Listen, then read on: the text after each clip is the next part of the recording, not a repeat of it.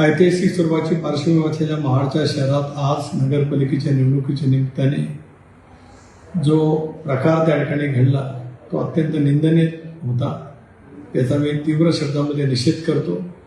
सकाळपासूनच नामदार पुत्र त्या ठिकाणी लवाजमासह संबंध शहरामध्ये फिरत होते.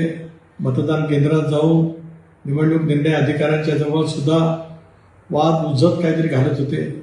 निवडणूक आयोगाच्या नियमानुसार मतदान केंद्रामध्ये फक्त उमेदवाराचा प्रतिनिधी किंवा त्यांचे पोलिंग एजंट यांना त्या ठिकाणी प्रवेश असतो. त्याच्यामुळे या कायद्याचा भंग त्याने अगोदरच त्या ठिकाणी केलेला आहे. दुसरी घटना जी काही घडली, त्यांनी जे काही आरोप केलेत त्या आरोपाची सखोल चौकशी जिल्हा पोलीस अधीक्षक यांना मी स्वतः विनंती केली. त्याही घटनास्थळी पोचल्या, त्यांनी त्याची सखोल चौकशी पूर्णपणे करावी. माझ्या आयुष्यामध्ये मी कधी असलं कृत्य केलं नाही, परंतु ज्यांचं सारं आयुष्यच हिस्टरी शिटरमून आहे त्यांनी किमान तरी असं बोलण्याचा प्रयत्न करू नये. 4 वर्षापूर्वीच त्यावेळेच्या एकत्रित शिवसेनेच्या जिल्हा प्रमुखाला वेळा भागाच्या परिसरामध्ये कोणी काय पद्धतीने मारहाण केलेली होती ते सुद्धा सर्वश्रुत त्या ठिकाणी आहे.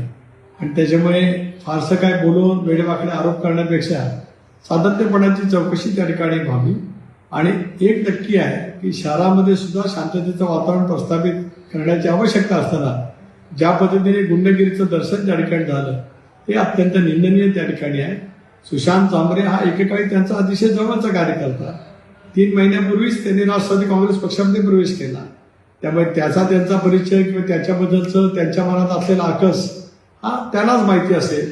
कारण त्यांनी काय कारणाने शिवसेना सोडली आणि त्यांनी राष्ट्रवादी काँग्रेस पक्षामध्ये प्रवेश केला हे जगजाहीर त्या ठिकाणी आहे. कुणाही त्या बाबतीमध्ये त्या पद्धतीची माहिती घेऊ शक्य आहे.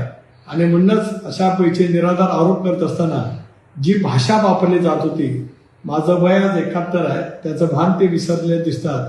अरे तुरेच्या एकेरी भाषेमध्ये बोलत आपल्या विकृत मनोवृत्तीचं त्यांनी दर्शन उभ्या महाराष्ट्राला घडवलं. कारण अशाच पैच्या विचारधारेमध्ये वागणारी माणसं यापेक्षा काय वेगळी वागतील अशी कुणाचीच अपेक्षा त्या ठिकाणी नव्हती. पुन्हा एकदा जिल्हा पोलीस अधीक्षकांना माझी विनंती वजा सुद्धा आहे की या प्रकरणाची सखोल चौकशी करावी.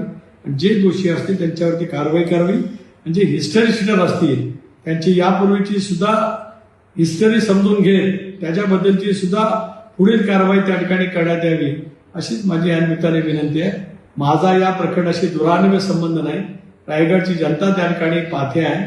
मी सकाळपासून रोहा श्रीवर्धनच्या नगरपालिकेच्या निमित्ताने मतदारांना माझ्या सहकार्यानं भेटण्यासाठी त्या ठिकाणी गेलेलो होतो.